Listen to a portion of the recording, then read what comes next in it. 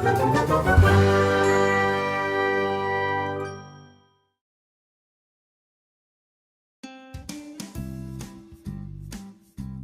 everyone, it's time for me to try this lovely watercolor sketchbook. I got it a while ago. It had a lot of really nice reviews, and I thought I had to try it because I've been looking for a nice watercolor sketchbook that had thicker paper because I tend to use a lot of water, and this actually has 140-pound paper in it. It's cold press and it's really nice and thick, so I think I'm gonna like it. It's a Pentalic Aqua Journal, and it lays flat, so that's really cool. I like that too. It has a bookmark, which is nice, and it has also a pocket in the end. So if you travel and you have mementos or anything you want to put in there, it's pretty big actually. It has a nice ribbon on the side rather than paper. So I think it's from what I understand, all the parts, paper and cover material, they're made in the Netherlands, but they're all put together in China.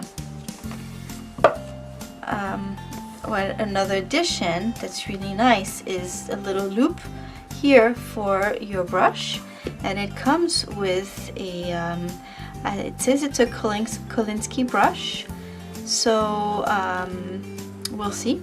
It's a 7 round, and the travel brushes are really nice because they can be very small and easy to transport. So, and it has a little hole in the end, so that if your bristles are still wet, they can still dry.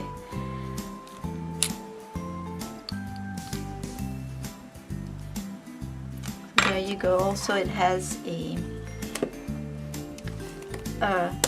elastic band so that you can keep it nice and close. If you have it in a bag, it's not gonna open and get damaged.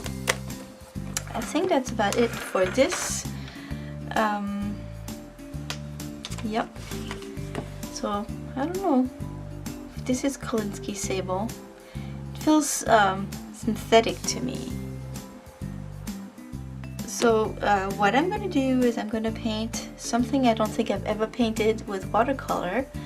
It's I'm going to paint a portrait, and for this, because it's a travel journal, I'm going to use a travel watercolor set by Sakura. It's the Koi watercolors, and this one also comes with a little water brush.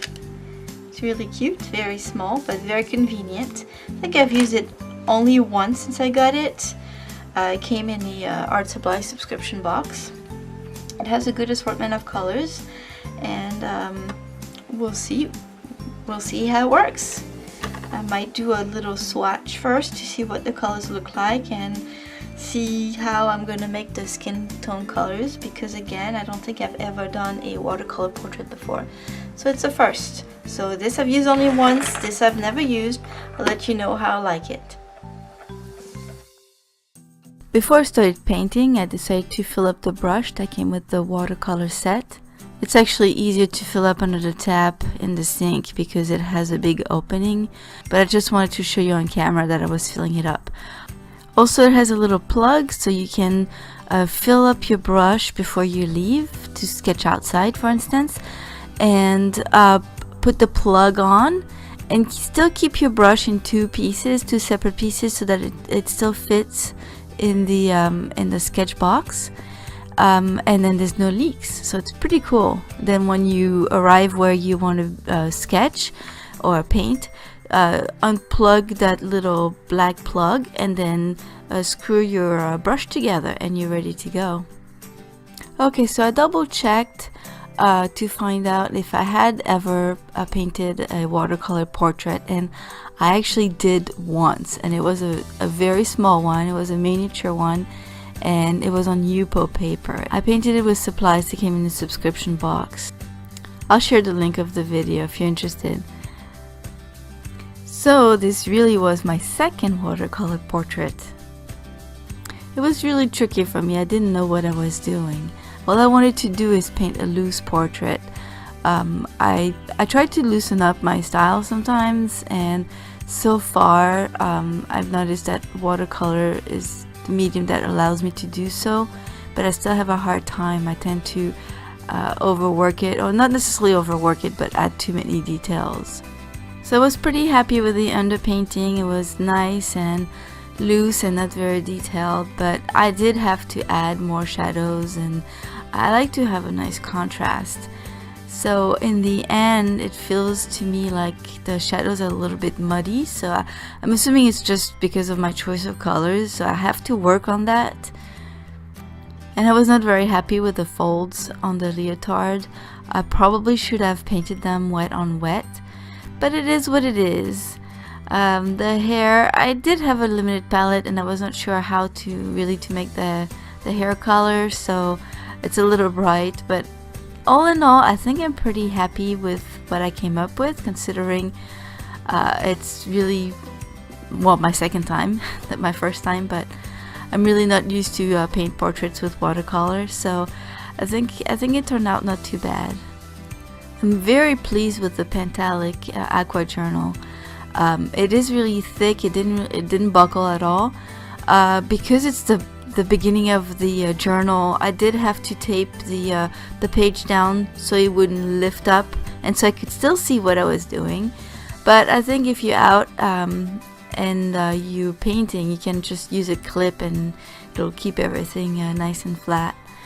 The brush was very nice too. It holds a lot of water, so I really like that, and it holds a nice point, so the details were pretty easy to do.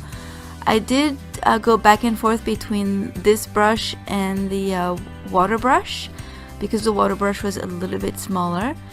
But in the end, I grabbed some detailing brushes, so much smaller ones to do the eyes and then the mouth, just because there's no way I could have done it with the bigger brushes. So I'm very, very happy with the Aqua Journal, and maybe I'm gonna try to use it only for portraits, and maybe a good resolution for 2018 would be to fill it up with just portraits.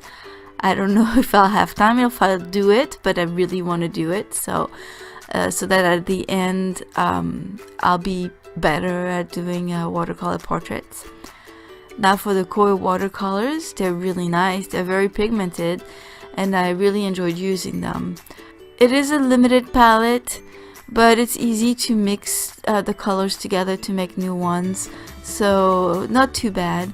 Yeah, I really like this palette. The only thing I would suggest would be to have the lid that opens wider so it lays flat, because it's kind of weird to have it slightly at an angle, because then your paint mixes kind of pull down at the bottom of it, if you see what I mean, because it's not flat. So I guess if you're out and painting and you're holding the palette in your hand, you can kind of slant it the other way and have the area where your pans are slanted, because it doesn't really matter for this. But when you have it down on the table, it's kind of odd. Yeah, I really wish the hinge was a little bit more flexible and that you could open it nice and flat. But other than that, it's a really cute little set, and it's you know, having the brush and the little pans like that with a nice variety of colors, it's a really nice thing. So altogether, I'm very pleased with both the journal and the paint. I hope you liked that little portrait. I thought that little girl was really adorable, so that's why I chose the reference picture that I get from Sketchy. So I'll see you soon. Have a wonderful day. Bye bye.